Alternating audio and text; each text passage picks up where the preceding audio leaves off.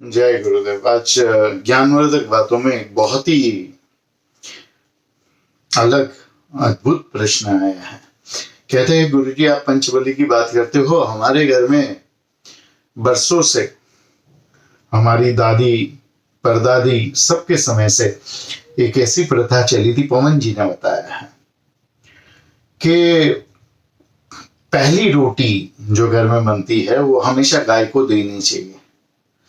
दूसरी रोटी जो बनती है वो हमेशा कौवे के लिए होती है। श्राद्ध का समय हो या नहीं हो, ये जरूरी है कि पहली गाय को, दूसरी कौवे को और तीसरी जो है वो आप कुत्ते को डालिए और चौथी जो है गरीब के लिए, और फिर पांचवी रोटी से वो हमारे लिए बनना शुरू हो जाती है।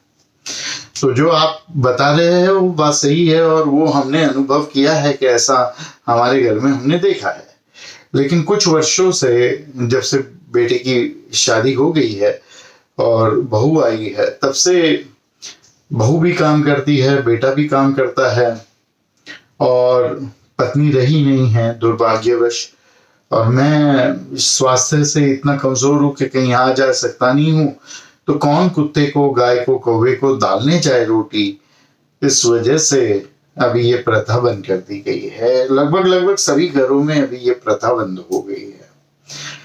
लेकिन जो हमारे पुराने ऋषि मुनि थे वो इतने अद्भुत वैज्ञानिक थे कि उन्होंने कुछ सोच के बोला होगा।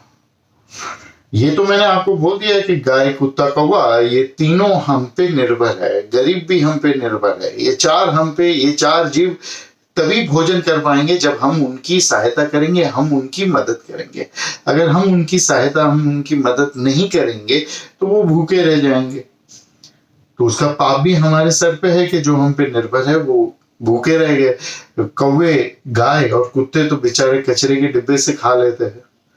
तो हर व्यक्ति के घर पे खाना बचता है, कचरे के डिब्बे में जाता है, तो उससे अच्छा गाय, कौवे, कुत्ते के लिए निकालना चाहिए।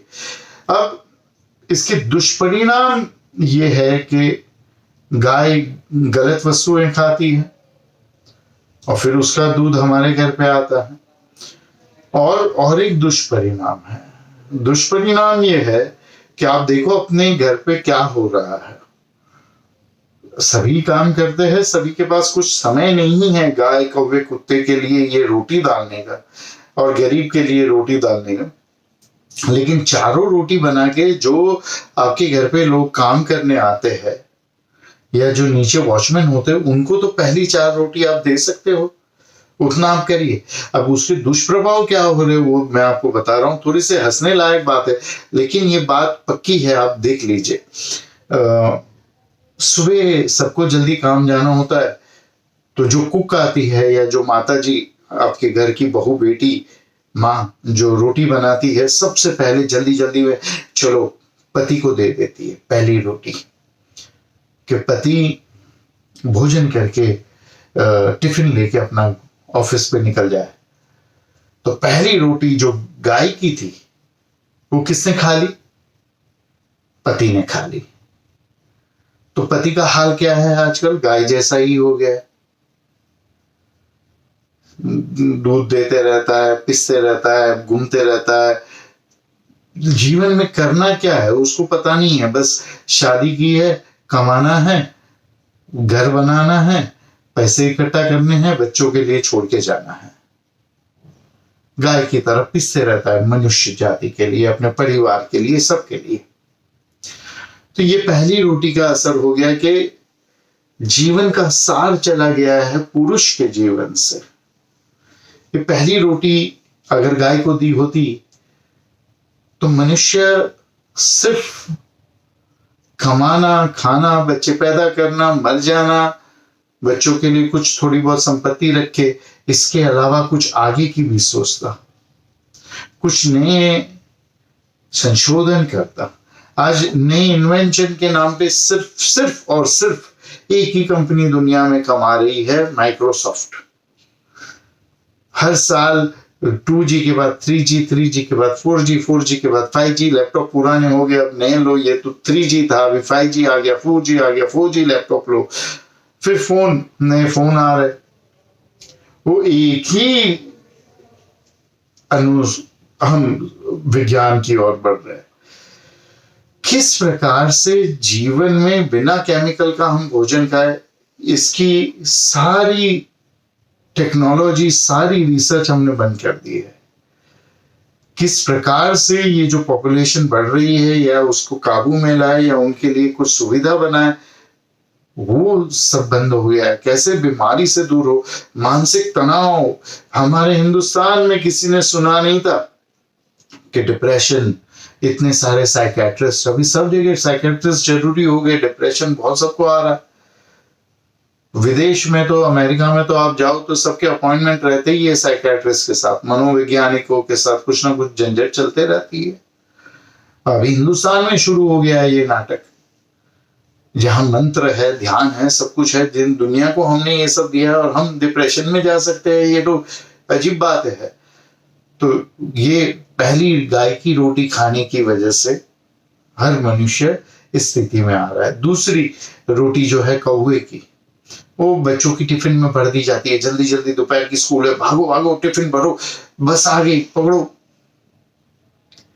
तो कौवे जैसे बच्चे हो गए, काव काव काव काव काव काव पूरा दिन करते रहते हैं, जैसे पति गाय की तरह हो गया। तीसरी रोटी जो है कुत्ते की, वो स्वयं अपने टिफिन में डाल देती है महिला, या भोजन में खुद खा लेती है। तीसरी कि चलो अभी सबका हो गया, अभी मेरी बारी। अभी मेरे पास अगर घर में भी वो रहती है तो समय कहाँ है, बाहर जाके कुत्ते को डाल के आओ या गाय को डाल के आओ या गरीब को दे दो या कौवे को दे दो। तो चलो चौथी रोटी। और काफी लोग तो बहुत ही खतरनाक दिमाग के होते, खिड़की से बाहर फेंक देते, बिल्डिंग में कचरा करते। वो कौवा थोड़ी खा रहा है, वो रोटी चूहे खा रहे और बिल्डिंग में परेशानी सबको कर रहे। तो ये भी नहीं करना है यार। गुरुजी ने हमको बोला है कौवे को तो डाल देते, खिड़की में से किचन की फेंक देते। ये ऐसा नहीं करना है। अगर आपको कौवों के लिए कुछ बनाना है तो खिड़की के बाहर एक स्टैंड बनाओ, वहां पे रखो पानी और रोटी, वो आके खाएंगे। तो ये परिस्थितियां हो गई। अभी तीसरी रोटी जो कुत्ते की है, वो माता जी घर की महिला, घर की बहू खुद खाती है। अभी उसके बारे में मुझे आगे कुछ बोलना नहीं है, आप भी समझ लो, मैं भी शादीशुदा आदमी हूं, वरना मैं फंस जाऊंगा। तो ये जो प्रथा थी, पहली गाय को, दूसरी कौवे को, तीसरी कुत्ते को और चौथी गरीब को, ये प्रथा चालू रखी है। इसके अनेकों अनेक लाभ है। भोजन का पहला हिस्सा, ऐसा नहीं कि पहली रोटी, पहला हिस्सा जो खाता है वो गाय बनता ही है। दूसरा हिस्सा जो भोजन का खाता है, ऐसा नहीं कि दूसरी रोटी, दूसरा हिस्सा जो खाता है भोजन का, वो कौवे जैसा बनी जाता है। और तीसरा हिस्सा जो खाता है भोजन का, वो कुत्ते जैसा। चौथा हिस्सा जो भोजन का खाता है वो गरीब हो जाता है। और पांचवा हिस्सा जो खाता है वो सारी नकारात्मकता दूर किया हुआ नहीं खाता है। तो कृपा करके आप समझिए और अपने जीवन को सुखमय बनाइए। और ये जो कर रहे थे हमारे पूर्वज, उसको फिर से शुरू करें। ये ज्ञान सब तक पहुंचाए और सबको हमारे चैनल के साथ जोड़े। हरि ओम तत्सत।